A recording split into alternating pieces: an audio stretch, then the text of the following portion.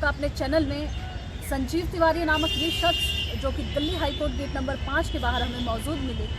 High court के नाम से आपके मन में ये चीज़ें स्पष्ट हो ही गई होगी कि अगर हाईकोर्ट है तो सबसे बड़ी अदालत के पास में व्यक्ति आखिर किस लिए आता है। ये शख्स जो कि नौजवान है, युवा है, आइए इनसे बात करते हैं और जानते हैं क्या नाम है आपका पूरा? मेरा शुभ नाम है संजीव तिवारी। कहाँ से आए हो?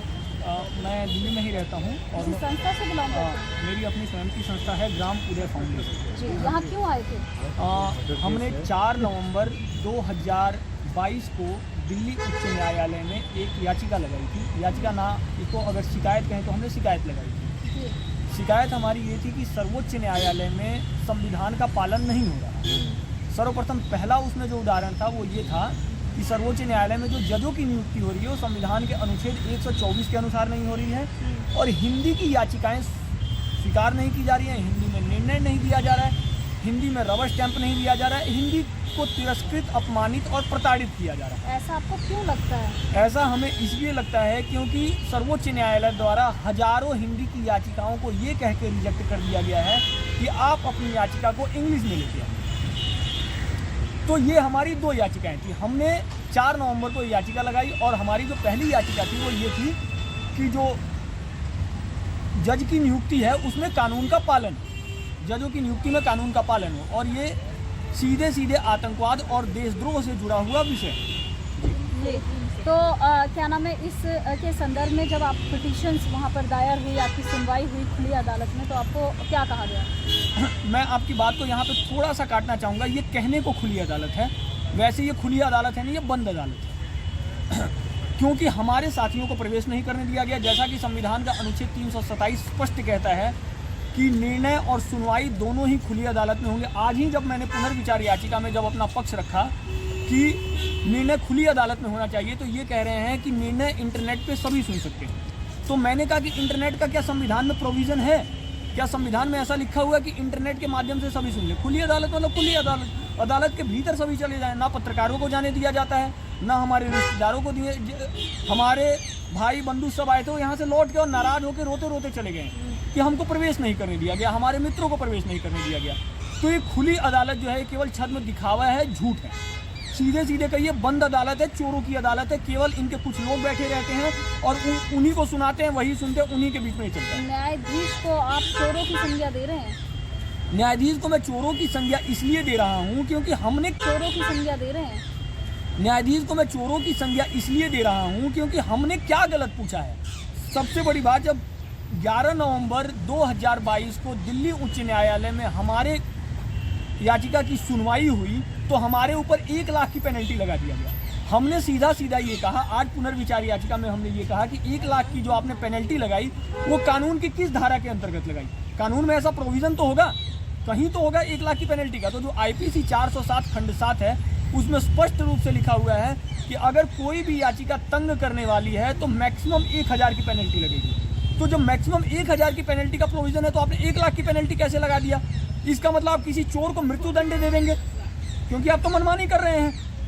जब आप 1000 की जगह पे 1 लाख की पेनल्टी लगा सकते हैं तो इसका मतलब आप कानून को मान ही नहीं रहे। जो कानून को नहीं मान रहे हो तो चोरी हुए।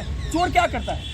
चोर करता क्या? कानून को नहीं मानता है। आप चोर किसे कहती हैं? जो कानून को नहीं मानता है। चोर की जो संवैधानिक परिभाषा है वो यही है कि जो कानून को ना माने, कानून को ना मान के किसी की जेब से निकाल दे। कानून तो कहता नहीं है। तो ये लोग अगर कानून को नहीं मान रहे हैं, जैसा कि संविधान का अनुच्छेद 124 स्पष्ट रूप से कहता है कि राष्ट्रपति दिल्ली उच्च न्यायालय या उच्च न्यायालयों के और सर्वोच्च न्यायालयों के जजों से परामर्श लेंगे। हमने इनसे पूछा कि क्या आपसे परामर्श लिया गया? CJI की नियुक्ति के संदर्भ में क्या इन न्यायाधीशों से परामर्श लिया गया? अवहेलना तो इनकी भी हो रही है। अगर देखा जाए तो सर्वोच्च न्यायालय इनको भी कुछ समझ नहीं रहा है, इनको भी कुछ नहीं समझ रहा है, क्योंकि संविधान साफ साफ कह रहा है कि राष्ट्रपति जो है वो दिल्ली उच्च न्यायालय या उच्च न्यायालयों के जजों से और सर्वोच्च न्यायालयों के जजों से परामर्श लेंगे। जब हमने राष्ट्रपति सचिवालय में RTI लगाई तो RTI में स्पष्ट रूप से आया कि no records available, no records available, मतलब उनके पास कोई डाटा ऐसा उपलब्ध ही नहीं। तो कहने का भाव यही है कि ये एक प्रकार की गुंडागर्दी चल रही है। ये बंद अदालत है, इसको ओपन कोर्ट कहना बंद किया जाए। संविधान को ये लोग, आप एक बात बताइए, जब सर्वोच्च न्यायालय का मुख्य न्यायाधीश संविधान को नहीं मानेगा तो इस देश की आम जनता संविधान को क्यों माने? मेरा सीधा सीधा यही प्रश्न है। और कुछ कहना चाहेंगे?